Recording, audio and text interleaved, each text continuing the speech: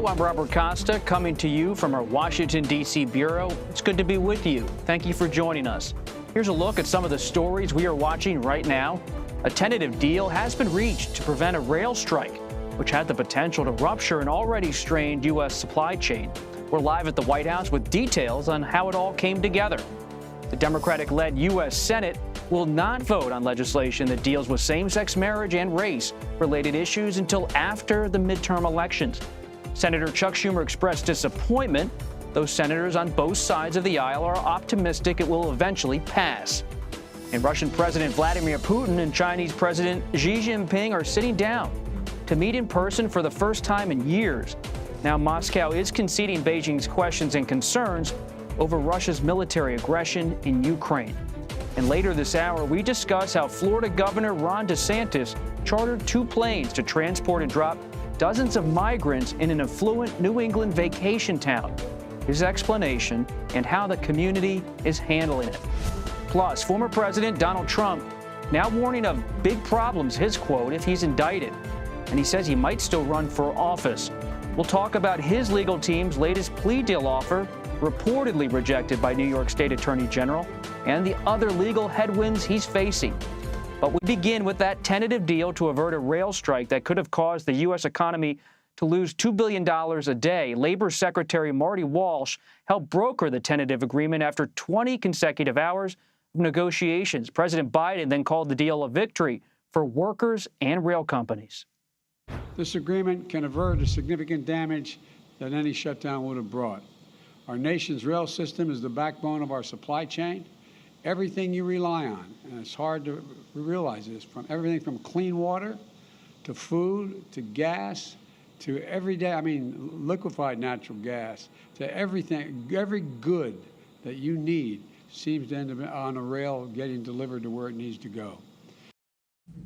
CBS News' Skylar Henry joins us now from the White House. Skylar, so good to have you with us. What's in this tentative agreement?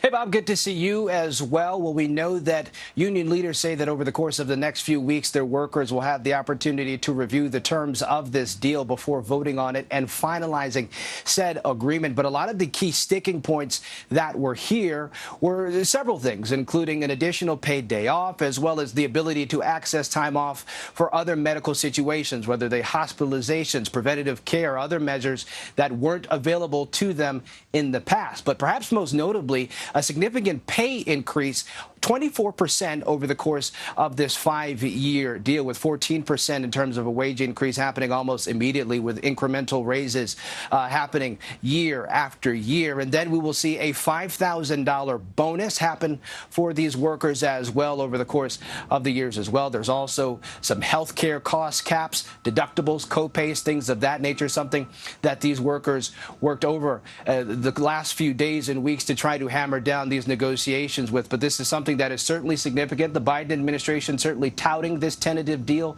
here today. And it's important, especially given the fact that these workers were getting ready to go on a strike as early as Friday, which would have significantly impacted the U.S. economy.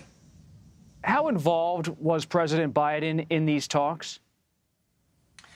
Well, we know that the president made at least one phone call Wednesday night at around 9 p.m. Those close to the negotiations say that the president's call was a crucial one.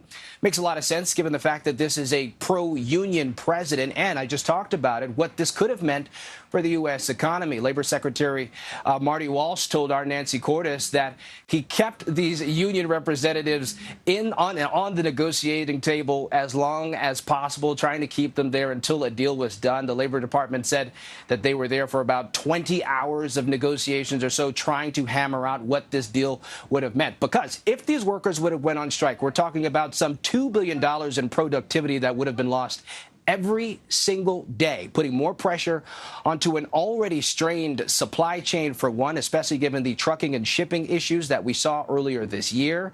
And we talked about the state of the economy as well. A lot of people feeling that pinch in their pocketbooks and their wallets when they go to the grocery store, at the gas station and the like.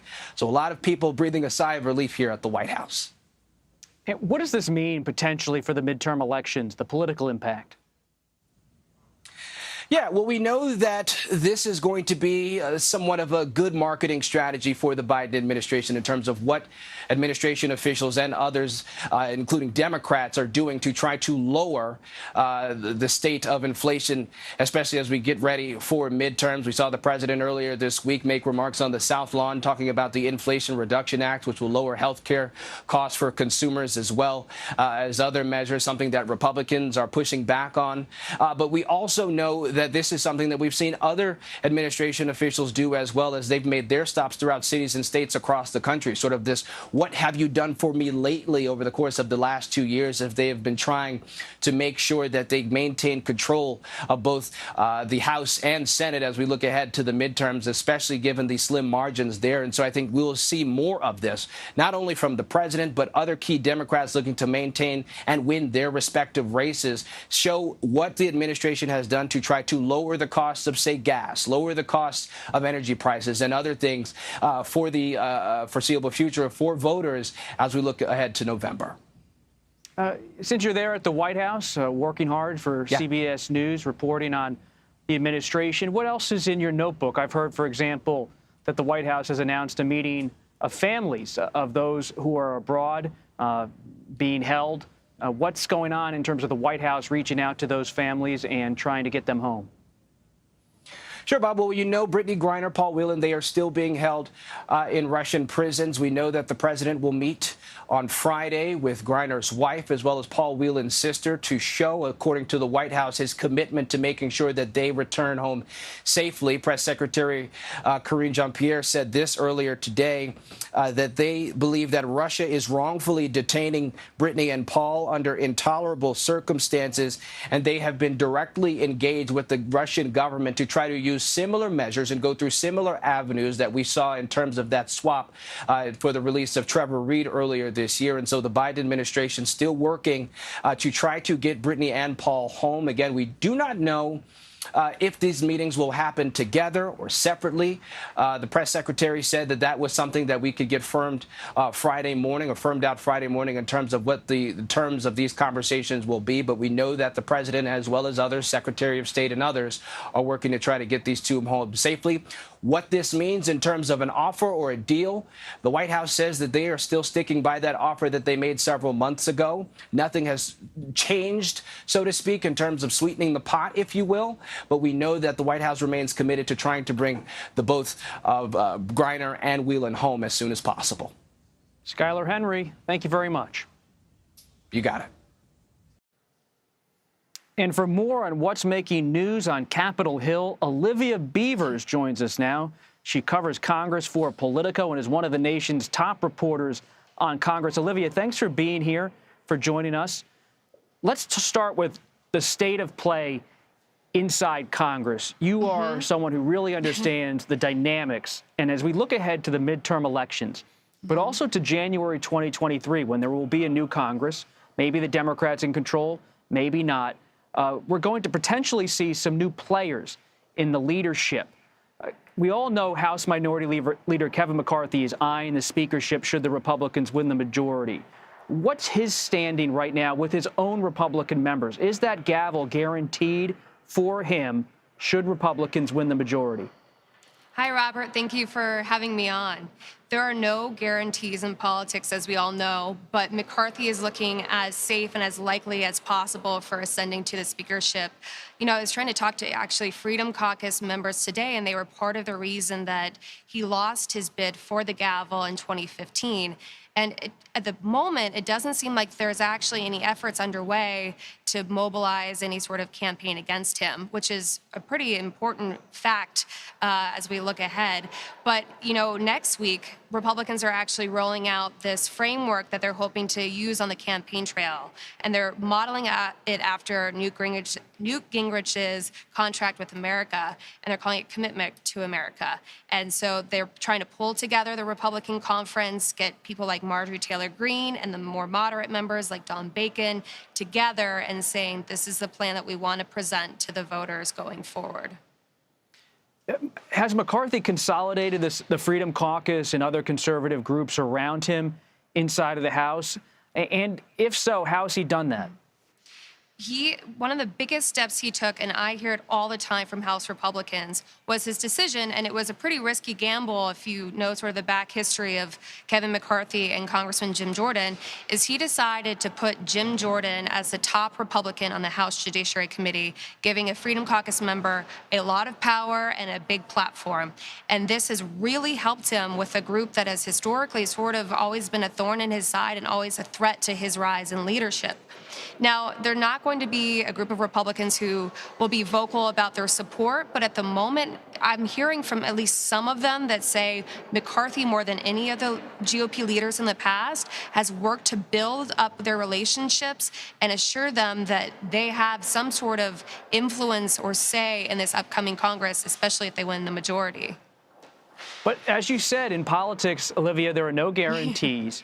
And let's say the Democrats do better than expected, and we see abortion rights now rising as an issue, activating many Democratic voters, according to our latest CBS News Battleground Tracker poll of Pennsylvania. We see Democrats winning some special elections. Suppose Democrats do better than expected. They win the House majority, or the Republicans only win a very, very narrow House majority. Does that change the dynamic in the sense of McCarthy potentially facing a threat come later this fall? You put your finger on it, Robert. So what happens if there's a small majority is that the smaller the majority, the more risky McCarthy's rise to the speakership is. If he doesn't win the majority, I think that there's going to be a lot of people who are out for blood among the top leadership dais. But if he does win and it's narrow, then you're giving people like Marjorie Taylor Greene, Lauren Boebert, and sort of the people who are not usually siding with him on issues a much bigger say. And that is a risk in terms of if someone wants to pop up and challenge him and say that, they didn't win as many seats when they really should have in a cycle where they thought they were going to have. At one point, they were talking about 40 to 50 seats that they were hoping to win in this cycle. And now, as you said, with the Supreme Court ruling and abortion front and center, it does not appear like it will be that big of a sweep that they thought. So who else would be in contention? People really should know who's in this roster of potential people who could be Speaker of the House of Representatives, such a major constitutional position in our country. Would it be Steve Scalise from Louisiana, the number 2 House Republican, Elise Stefanik, the Trump ally, who's also in the leadership? Or could it be someone who's a little bit more unknown nationally, like Jim Banks from Indiana, the head of the Conservative Republican Study Committee? Based on your reporting, should the Republicans stumble in November, who would be next in line? It's tough to say. There is a sense that if McCarthy stumbles, some of his allies might, try to kneecap somewhat if they think that they're trying to be too thirsty, and that would be a big, powerful contingency. But as you said, Steve Scalise, he's the number 2. We've long had the belief that he's interested in rising up as well. Elise Stefanik is ambitious, and she has a growing support within the conference. And, she just announced that she's going to run for the messaging role next Congress. And there's a belief that she has had her eye in rising up, but how she wants to rise up is up for debate. I've actually heard Jim Jordan's name. I don't know if it's a position that he would want, but he is someone who went from being quite detested in the conference outside of the Freedom Caucus to working with freshmen and crossing the aisle in terms of how he started doing outreach as soon as he got more of a powerful position within the conference. But it's really tough to say just who would be rising up right now. At the moment, McCarthy just looks so unchallenged, but there are probably a whole slate of names if they ever thought that there was an opportunity to sweep in if it wasn't working out for him. Olivia, you also recently spoke with McCarthy about his view of the Capitol riot, January 6th, including you discussed that leak audio of him criticizing and talking about former President Trump at that moment. What was his answer for how he responded to January 6th, especially in those recorded calls? Well, so I only caught him for a very tiny bit of time, but I asked him, about the recordings that caused a series of headaches for him earlier this year, and he was saying, Trump bore some responsibility. He said he didn't like the incendiary language that he heard from some of his members. He also raised security concerns for how some of his members had conducted themselves related to events leading up to the actual attack on the Capitol, including giving speeches right outside nearby. But He told me, and it appears it was a leak from a pretty tightly held conference call with top staff and top Republican leaders, and he tells me that he knows who recorded it, and at some point he's going to release that name. He would not tell me who, despite repeatedly asking and pushing, but it looks like he's not done yet sort of with the saga that at one point caused pretty severe migraines for him. Well, you and I are going to be both competing to find out that name. We sure One are. final thing here, Olivia. On the Democratic side, Speaker Pelosi has been a little bit coy about whether she will seek the speakership again or the leadership again post the November elections. What's your reporting on her political position with Democrats? You know, Pelosi is very powerful. There seems to be a sense that this might be her final term, but, you know, she's not done until she's done. And if she decides to seek another speakership, she will. She's sort of that person who has had a strong command of her caucus for a long time. That's not to say that you won't have some other ANSI members, and I think you're starting to see names percolate of those who are expressing or signaling interest, in a sign that, you know, they're preparing just in case she does decide to leave after this Congress, after this term. Olivia Beavers, thank you. Thank you, Robert. Dozens of migrants have been flown to an affluent beach town off the coast of Massachusetts. Why Governor Ron DeSantis chartered 2 planes to send them there, and why the migrants say they had no idea they would end up in Massachusetts. Plus, Democratic Senate candidate John Fetterman is now agreeing to debate Republican Mehmet Oz in Pennsylvania's Senate race, but they are now fighting about the ground rules. We'll explain. You're streaming Red and Blue.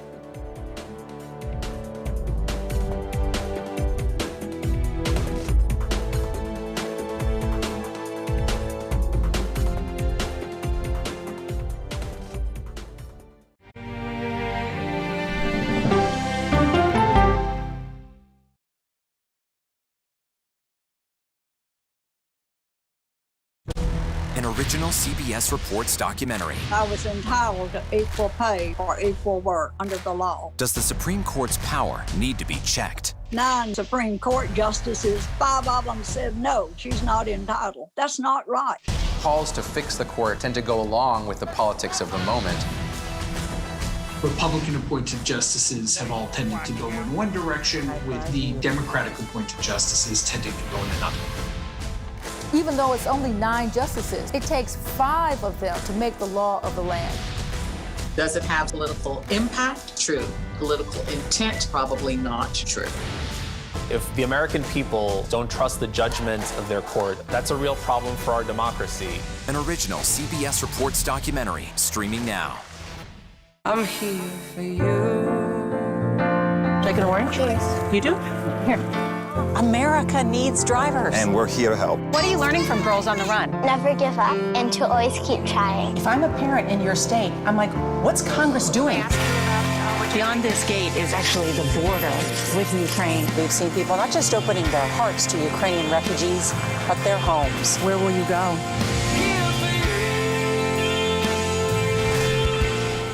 Nobody says it like Gail. If we can't talk about it and we can't make changes, when can we talk about it? Gail King, CBS Mornings. Everything your morning should be. When weather turns extreme. The 150-mile-per-hour hurricane is still churning north. Every second counts. Massive and rapidly intensifying. CBS News and the Weather Channel bring you virtual weather technology so advanced, so real. Well over 9 feet. This is not survivable. You'll have time to get prepared. You want to have the advantage on severe weather days. It just may save your life. CBS News and extreme weather. Feel the forecast. People from every corner of America facing challenges. Everyone is just looking for some type of connection. Just raise your hand and say, hey, I'd like to help. Coming together to find solutions. We are going to do something about it. Their stories are our stories. Welcome to Eye on America. Stream now on the free CBS News app. CBS News Sunday Morning with Jane Pauley on CBS. We have an inspiring story that started with a strange act of kindness. Yeah. We found it. You're kidding me! We got it. We share stories that lift you up and brighten your day. The Uplift. Stream on the free CBS News app. Stories that inform, inspire, and brighten your day. I've been waiting patiently for something like this. Make every day a little more like Sunday morning. Here comes the sun. Stream on the free CBS News app Tuesday mornings.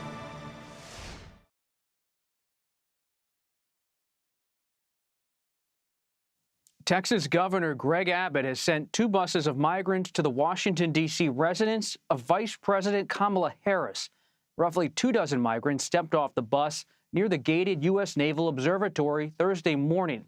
The unplanned arrival location left D.C. volunteers scrambling to provide the migrants with transportation and assistance. Dozens of migrants arrived unexpectedly on 2 charter flights to Martha's Vineyard yesterday. Florida Governor Ron DeSantis approved those flights. He says they are part of a state program to transport migrants elsewhere. The move echoes similar actions by Republican governors in Texas and in Arizona. For more on this story, George Brennan joins us now. He is an editor with the Martha's Vineyard Times and wrote about this situation today. George, thanks for being here. What more can you tell us about what's happening in your town? Well, there's been a rally here on Martha's Vineyard. Martha's Vineyard is 6 towns, by the way, but all of the island has rallied to help these people. From about this time yesterday, when word spread fairly quickly that there were these 50 immigrants here on the island that had been dropped off 2 planes at Martha's Vineyard Airport. When you say they were dropped off, what does that mean in terms of the backstory of how they arrived? So what we know is that these 2 planes arrived at Martha's Vineyard Airport, and they were let off the planes, and there were vans waiting for them. A local company was hired. We tried to reach out to them. They had no comment on who hired them, but the vans were brought to a place called MV Community Services. That's our community services agency here on the island, dropped off in the parking lot. And that's when the community rallied. Sheriff Robert Ogden was there, along with members of community services, trying to ease the fears of these people who thought apparently that they were being dropped off in Boston. Have you learned more about the stories of the people who have arrived in Martha's Vineyard? Have you spoken to any of them, or have your colleagues at the paper spoken to them, and what have they learned? My colleagues have spoken to them through interpreters. Many of them had no idea where they were headed. They had no idea that they were on an island. And many of them were surprised when they woke up this morning. It's a nice autumn day here on Martha's Vineyard. Many of us are very comfortable, but it was a little cool and crisp, sort of like an autumn day. Many of them unprepared for that. So people got together and brought them a bunch of sweatshirts so that they could deal with the breezy, crisp air here on the island today. What's next in this story? It's not just a Martha's Vineyard story. What about Governor Charlie Baker, a Republican in Massachusetts? What's his position in response to all this in terms of talking to Florida Governor Ron DeSantis or Texas Governor Greg Abbott and figuring out if this is going to continue to happen and how this is all going to be handled by the state of Massachusetts beyond just Martha's Vineyard? Well, I have to say, Governor Baker is a very different Republican from those 2 governors that you mentioned. He has promised his support for the island. He has sent officials here. The Massachusetts Emergency Management Agency is here to help out.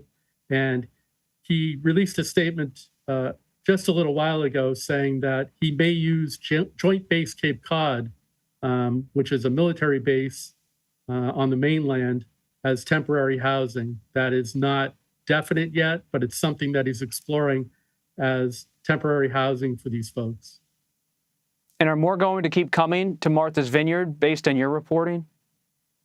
Well, we've heard on numerous occasions. Yesterday, there were reports that from officials here that they were expecting as many as 2 more planes. That never materialized. There have been other reports. We're told by law enforcement here that there have been some hoax reports that they've received. Buses on the way, for example. Whether or not that materializes or not remains to be seen. But for now, what we have is these 50 individuals. George Brennan, thank you. Thank you very much.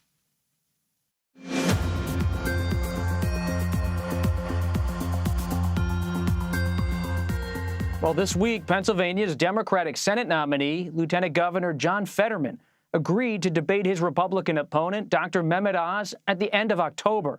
But for now, the two campaigns are still negotiating the details. Politics.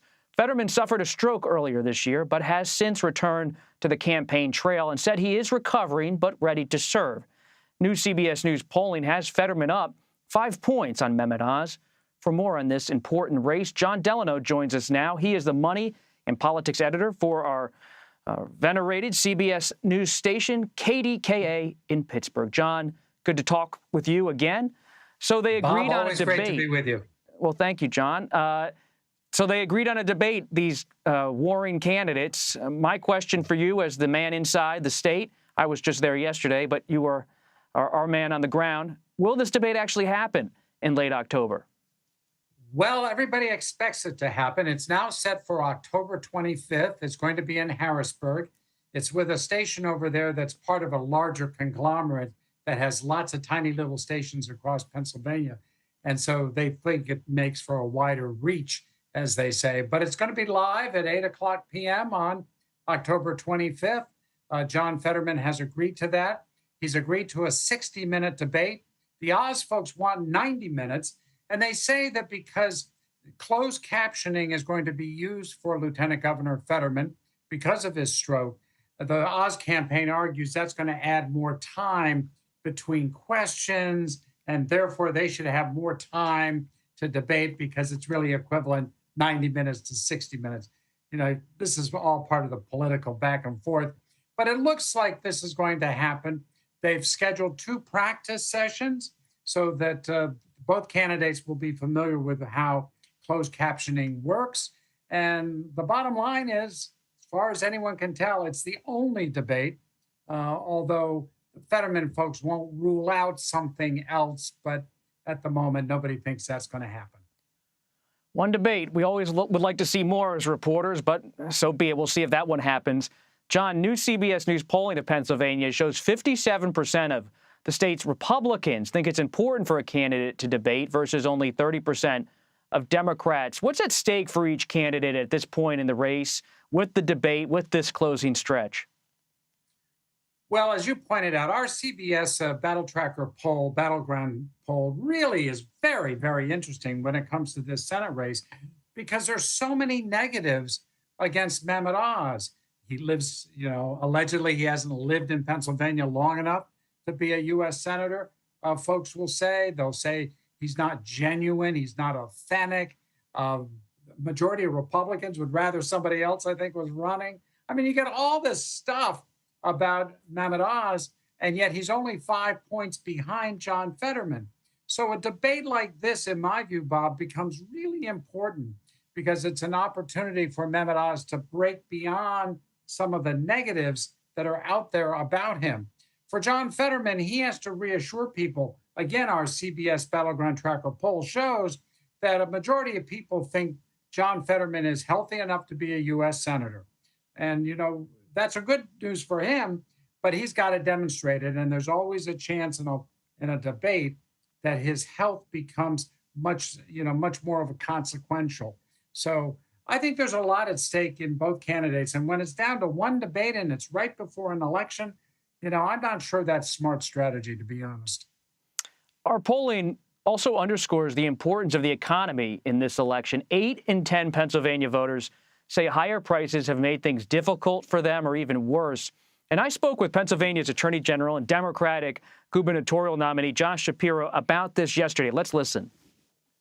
How are you doing with those economic headwinds running for governor in Pennsylvania? Yeah, I've put forth a lot of plans on how we can cut the cost for Pennsylvanians. I've spoken a lot about the need to invest not just in workforce development, but also cutting taxes to be able to grow our businesses here in Pennsylvania. What's your response, though, if a voter says to you on the campaign trail, Mr. Shapiro, Democrats hold a lot of power in Washington.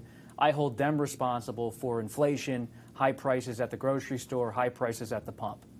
Bob, I focus on the needs of Washington County, Pennsylvania, not the words that come out of Washington, D.C. I am focused like a laser beam on the needs of Pennsylvanians, not listening to the nonsense coming out of Washington, D.C. What do you make of that and how he's handling the economy? Well, he's doing the right thing, I think, with respect to Washington, D.C. Washington County, which is just south of Pittsburgh, actually used to be a Democratic stronghold, now has Republican office holders. He's got to win counties like that, or at least hold his own in counties like that.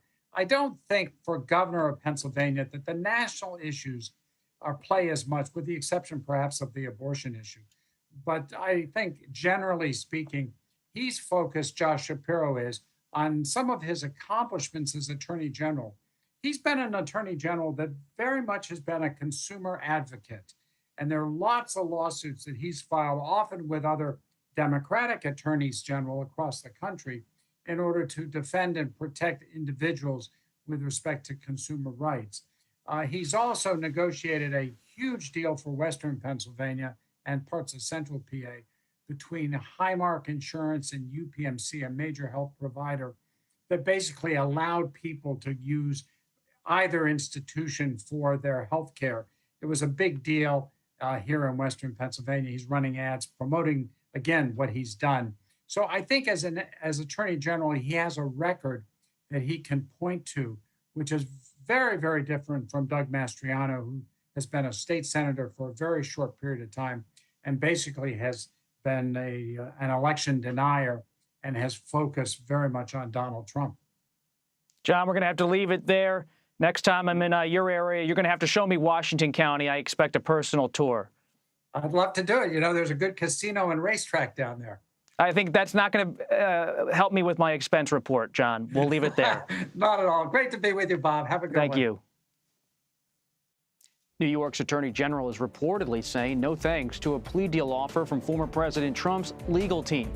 Letitia James also says she's thinking about suing at least one of Mr. Trump's children. What we know about that story and the mounting legal issues facing the former president. You're streaming CBS News.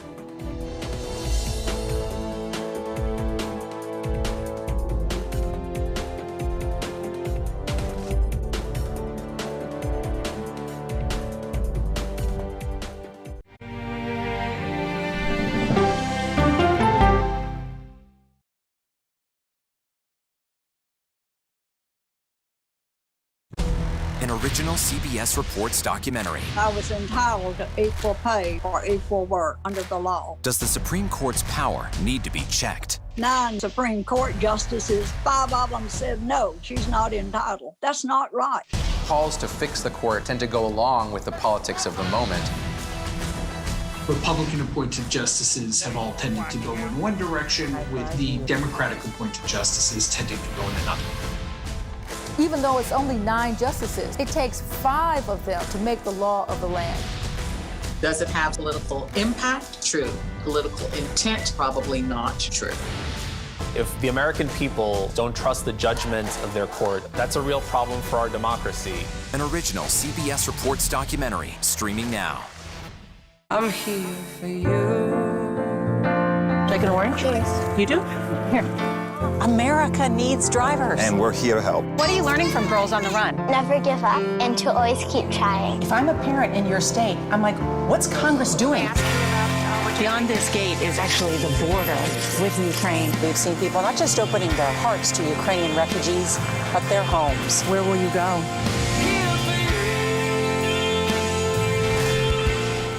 Nobody says it like Gail. If we can't talk about it and we can't make changes, when can we talk about it? Gail King, CBS Mornings. Everything your morning should be. when weather turns extreme. The 150-mile-per-hour hurricane is still churning north. Every second counts. Massive and rapidly intensifying. CBS News and the Weather Channel bring you virtual weather technology so advanced, so real. Well over 9 feet. This is not survivable. You'll have time to get prepared. You want to have the advantage on severe weather days. It just may save your life. CBS News and extreme weather. Feel the forecast. People from every corner of America facing challenges. Everyone is just looking for some type of connection. Just raise your hand and say, hey, I'd like to help. Coming together to find solutions. We are going to do something about it. Their stories are our stories. Welcome to Eye on America. Stream now on the free CBS News app. CBS News Sunday Morning with Jane Pauley on CBS. We have an inspiring story that started with a strange act of kindness. Yeah. We found it. You're kidding me? We share stories that lift you up and brighten your day. The Uplift. Stream on the free CBS News app. Stories that inform, inspire, and brighten your day. I've been waiting patiently for something like this. Make every day a little more like Sunday morning. Here comes the sun. Stream on the free CBS News app Tuesday mornings.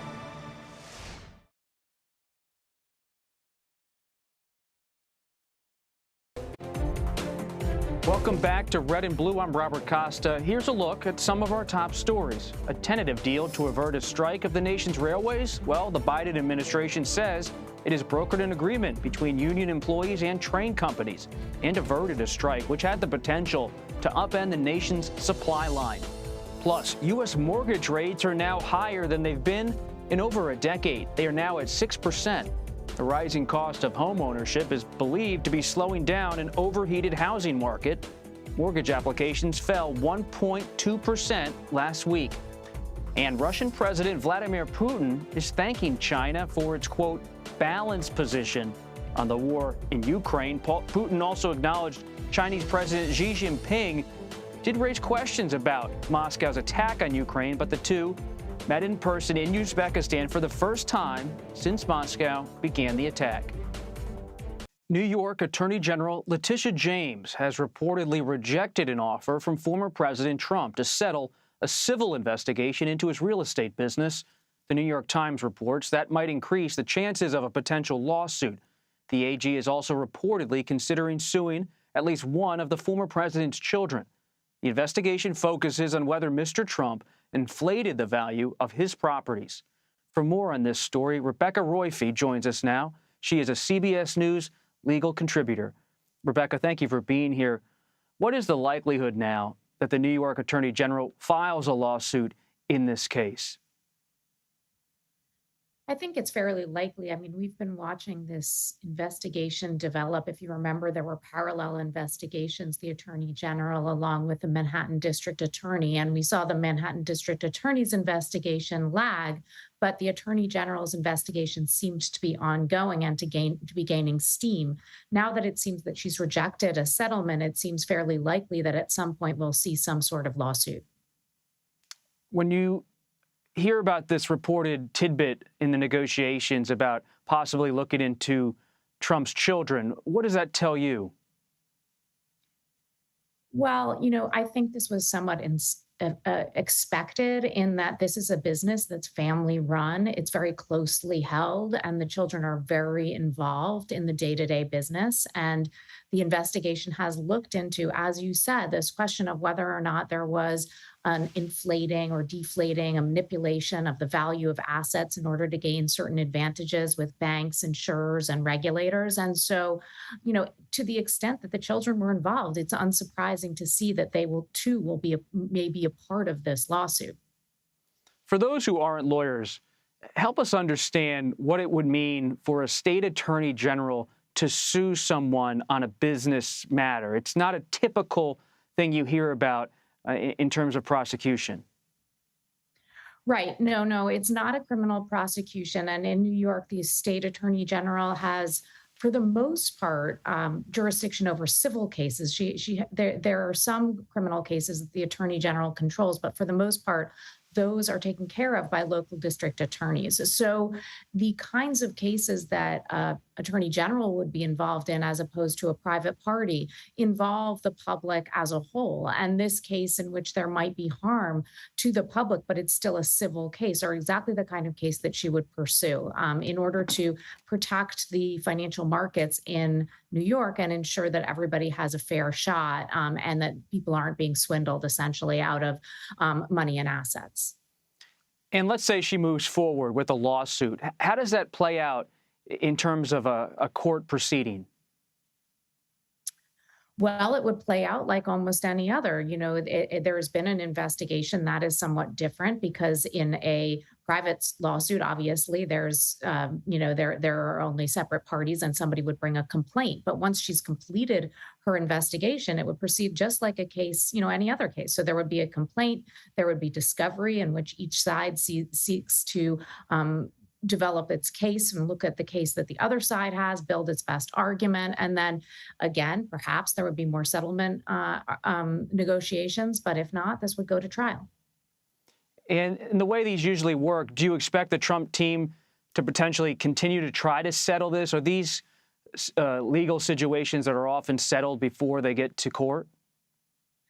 Oh, quite frequently they are. But, in this situation, I'm not exactly sure because it is a little bit different and it's so much more high profile. And I think the Attorney General has been developing this case and developing the evidence for so long that she will be somewhat reluctant to settle for anything less than a fairly severe consequence for the organization and for those individuals. So the question is whether or not that would be something that the Trump family and the Trump organization would be willing to stomach in order to avoid having to go forward in this case. Interesting, politically and legally. Rebecca Roiphe, thank you. Thank you so much. As political divisions have deepened in recent years, threats to American democracy have increased. The director of a new documentary, Lies, Politics, and Democracy, joins us next. You're streaming Red and Blue.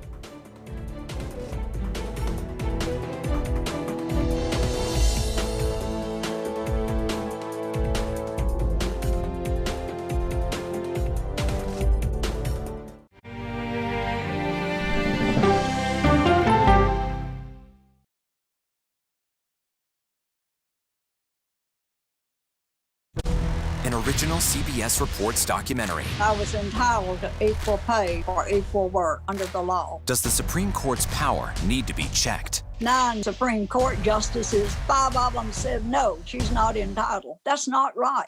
Calls to fix the court tend to go along with the politics of the moment.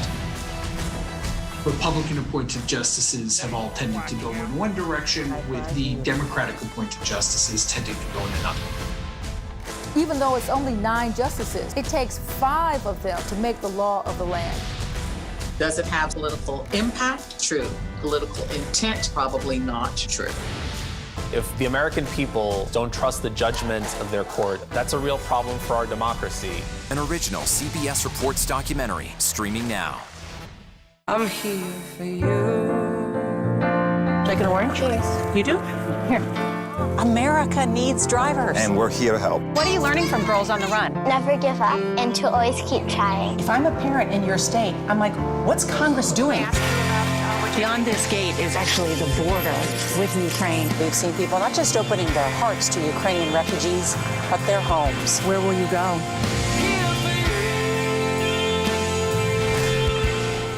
Nobody says it like Gail. If we can't talk about it and we can't make changes, when can we talk about it? Gail King, CBS Mornings. Everything your morning should be. When weather turns extreme, The 150-mile-per-hour hurricane is still churning north. every second counts. Massive and rapidly intensifying. CBS News and the Weather Channel bring you virtual weather technology so advanced, so real. Well over 9 feet. This is not survivable. You'll have time to get prepared. You want to have the advantage on severe weather days. It just may save your life. CBS News and extreme weather. Feel the forecast.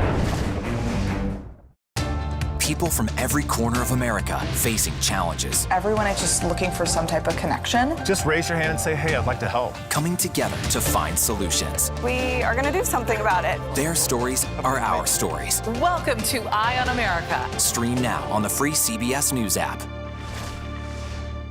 CBS News Sunday Morning with Jane Pauley on CBS. We have an inspiring story that started with a strange act of kindness. Yeah. We found it. You're kidding me? We got it. We share stories that lift you up and brighten your day. The Uplift. Stream on the free CBS News app.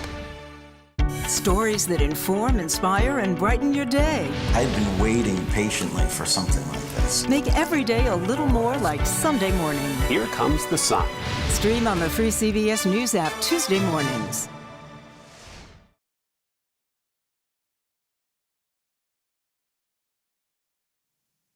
A new documentary casts a spotlight on threats to American democracy. Lies, Politics, and Democracy, a new documentary from PBS and Frontline, focuses on former President Trump's false claims about the 2020 election. It includes interviews with key figures in the Republican Party and with journalists. I also participated in the film, which looks at how the consequences of Trump's efforts to overturn the election are still lingering over the American political scene. And every good American will wholeheartedly accept the will of the people. I accept the result of the election with complete goodwill. This is an embarrassment to our country. We were getting ready to win this election. Frankly, we did win this election. For more on this film, veteran and award-winning director Michael Kirk joins us now. Michael, so good to have you here. After making this particular film, what's your assessment of the state of American democracy? I've made 15 films, Robert, during the Trump administration. You were in many of them.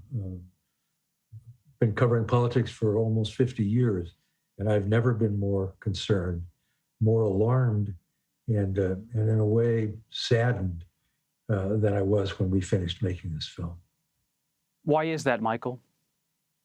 I just really think we've, of course, we all know that the country is deeply divided, but this film is about the Republican Party and how it protected and supported Donald Trump, even though many of the leaders, as we hear in the film, which was largely only Republican interviews and reporters, what we discovered was the extent to which they supported what Trump was doing, even though they knew that it was a lie, that they didn't really believe that the election had been stolen. But we watched them all the way through the events of January 6th and afterwards, as we find ourselves where we are right now, heading into the midterms. When I watch this film, Michael, I keep wondering why. And what's your view of the answer to that question in the sense of why they do it? What's the piston? Is it purely power that makes people act in certain ways and overlook things they might have previously found egregious? Or is it more of a transaction where they're getting something in return, whether it's judicial nominees, despite their concerns about the president's conduct? What is it at the heart of this? Yes, it's a question we ask over and over again.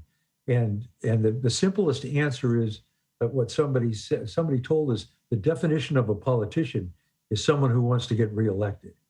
And they'll do anything to be reelected. So that when you add in Faustian bargain, a devil's bargain to get what they wanted, whether it's judicial appointments or tax cuts or just to be reelected, when in the face of a threat from Trump after he left Washington that he would take the party with him, the MAGA party with him, the fear of that is what, in our film, we show the story of Kevin McCarthy going back down to Mar-a-Lago to make peace with Donald Trump, so that they would not, the Republican Party and he himself would not lose the support of those MAGA voters. So it really does, Robert, you've been in politics for a long time, watching it closely. It really is, from my point of view, about the transaction of I want to get reelected and I'll do what it takes. And there's a sense of alarm that pervades the film. But what makes this alarm different? You are such a student of history with all of your films. What makes this different than the McCarthy era or the rise of populism and nationalism in the early 90s with Pat Buchanan? What makes this different? The guardrails are down, Robert. The norms, the political protections. I believed after all these years, the Constitution of the United States had a lot of protections built in. And one of the sobering things we learned in making this film, including talking to all the Republicans we talked to, was the extent to which it's only just a sort of informal set of rules, and they can be blown right by. And the fact that the guardrails are down, and really down, and that there isn't much to stop a president who decides, and a party who decides to break the rules, whatever the rules might be, to make up a lie, and have everybody in the party, the elected leaders, support it, which is shocking to me and alarming. I thought there were more protections in there than there actually are. When you think, Michael, back to history and the guardrails during the Nixon era and Watergate, it was someone like Senator Barry Goldwater of Arizona going to the White House in the summer of '74 and essentially telling Nixon, it's over.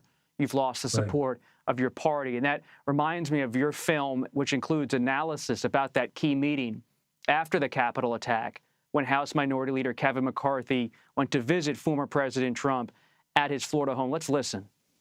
It was like when somebody's in cardiac arrest and you take the paddles and you bring him back to life. Trump's political career was in cardiac arrest, and Kevin McCarthy brought the paddles and resurrected him.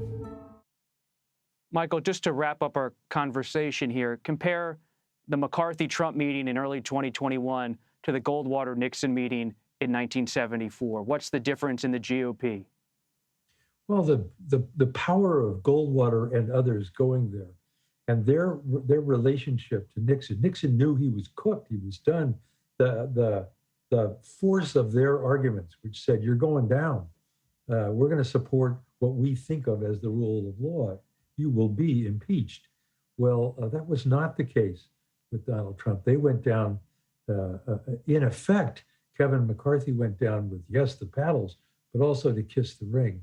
And his visit was followed by many of the other leaders and members of the Republican Party who made their pilgrimage there as well. It tells you the vast difference between the two, and the tremendous power that Donald Trump has with the Republican Party. Michael Kirk, thank you very much. My pleasure, Robert. Thank you. We'll be right back. You're streaming Red and Blue on CBS News.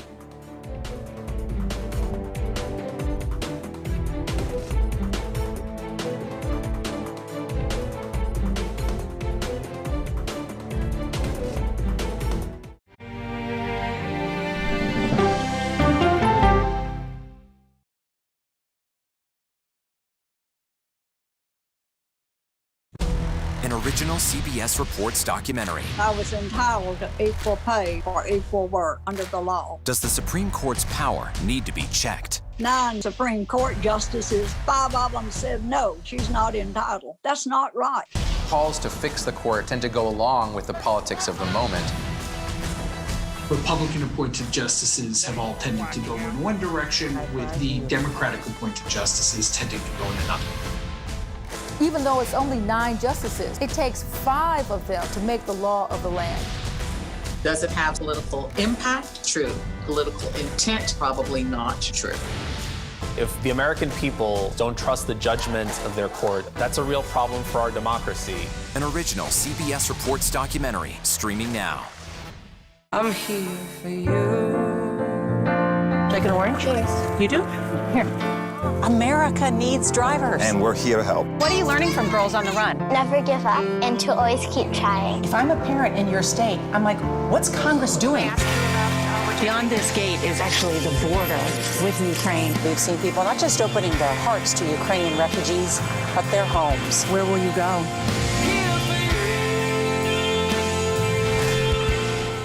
Nobody says it like Gail. If we can't talk about it and we can't make changes, when can we talk about it? Gail King, CBS Mornings. Everything your morning should be.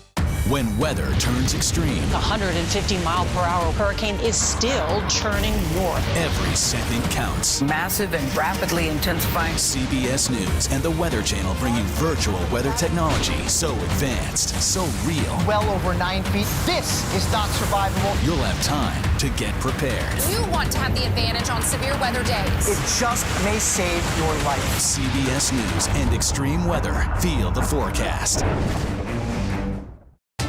People from every corner of America facing challenges. Everyone is just looking for some type of connection. Just raise your hand and say, hey, I'd like to help. Coming together to find solutions. We are going to do something about it. Their stories are our stories. Welcome to Eye on America. Stream now on the free CBS News app. CBS News Sunday Morning with Jane Pauley on CBS. We have an inspiring story that started with a strange act of kindness. We found it. You're kidding me! We got it. We share stories that lift you up and brighten your day. The Uplift. Stream on the free CBS News app. Stories that inform, inspire, and brighten your day. I've been waiting patiently for something like this. Make every day a little more like Sunday morning. Here comes the sun. Stream on the free CBS News app Tuesday mornings.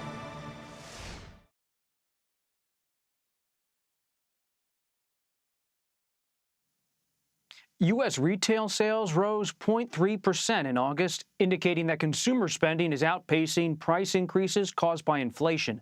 The majority of gains last month came from vehicle sales, which rose nearly 3% from July. Last week, the number of people filing unemployment claims hit a 3-month low, which signifies continued strength in the labor market. And that does it for today. Beginning Monday, you can stream Red and Blue Monday to Thursday at our new time at 5 p.m. Eastern. Thank you for watching.